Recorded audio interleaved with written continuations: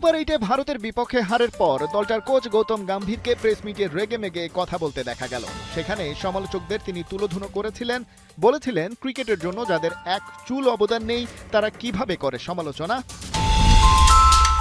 Viral সেই ভিডিওর সূত্র ঘাটতে গিয়ে দেখা গেল ওসব আসলে এই বিশ্বকাপ সুপার 8-এ হারের পর নয়, গম্ভীর বলেছিলেন গেল বছরের ডিসেম্বরে। কিন্তু তাতে কি, গম্ভীরের মেজাজ নিয়ে সমালোচনা তো আর বন্ধ হয় না। প্রোটিয়াদের কাছে হারের পর একেবারে যেন ঠোঁটকাটা হয়ে গেছেন পাকিস্তানের সাবেক ক্রিকেটার আহমেদ শেহজাদ। বলছিলেন মাঠে ঢোকার সময় সেখানে ফোকাস করতে হয়, গম্ভীর গেলেন রাজনীতি করতে। পূর্ব দিল্লির সেই পলিটিক্সে খুব বেশি সুবিধা করতে পারেননি, তাই হয়তো সেই ঝাল মেটাচ্ছেন ভারতের ক্রিকেট দলের উপর। তাতে কাজের কাজ যেটা হচ্ছে, দলের ইমেজ যাচ্ছে চুলোয়।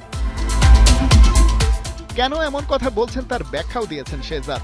আকসার প্যাটেলের জায়গায় যখন দলে ওয়াশিংটন সুন্দরকে নেওয়া হলো, তখন কেবল ফ্যানবেজই না, সেটার সাথে অমত করেছিলেন রবিচন্দ্র আশ্বিনের মতো লোকও। শেহজাদ বলছিলেন ভারত তাদের রিসোর্সগুলো ঠিকঠাক কাজে লাগাতে পারছে না। কুলদীপ যাদব একজন ম্যাচ উইনার, অথচ সে কাজেই আসছে না কোনো।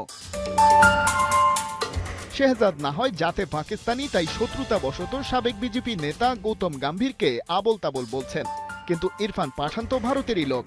তিনিও তার অ্যানালিসিসে বলেছেন পরের ম্যাচে জিম্বাবুয়ে আর ওয়েস্ট ইন্ডিজের বিপক্ষে আকসারের দলে ঢোকা উচিত, যে কিনা বাহাতি প্রতিপক্ষ ব্যাটারদের বিপক্ষে ভালো বল করবে আর ফ্লোটিং ব্যাটার হিসেবেও ভালো সাপোর্ট দিতে পারবে।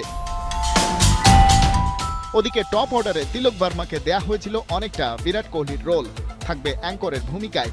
আস্তে ধীরে উইকেট কামড়ে বাকিদের হিট করার সুযোগ দিয়ে নিজের উইকেটটা বাঁচিয়ে রাখবে। তাতে হার্ড হিটারদের উইকেট পড়তে থাকলেও সমস্যা হবে না, কারণ উইকেটে একজন সেট ব্যাটার সব সময় থাকছে। কিন্তু সাউথ আফ্রিকার বিপক্ষে যেটা হলো, টিম ম্যানেজমেন্ট প্রোটিয়াদের রানের পাহাড় দেখে ভড়কে গিয়ে তিলক বর্মাকে হিট করতে বলল, আর সে তেড়ে ফুড়ে মারতে গিয়ে উইকেটটাই বিলিয়ে দিল।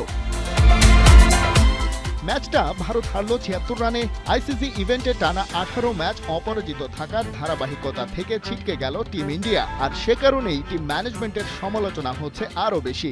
আহমেদ শেহজাদের মত, কুলদীপের বাদ পড়ার কোনো কারণই নেই, সম্ভবত কোনো ডিসিপ্লিনারি ইস্যু আছে, অথবা ক্যাপ্টেন সূর্যকুমার যাদবের সাথে তার হয়েছে কোনো ঝামেলা।